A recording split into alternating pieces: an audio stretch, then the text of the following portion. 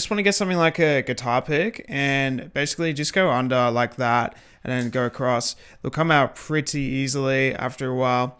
And then basically to put it back in, you just click it back in and boom. For the spacebar, it's a little bit harder. So basically you just want to do the same thing. Get under there. There we go. We're getting under there. There we go. So I want to slide across, unclick it. After a while, it does come out.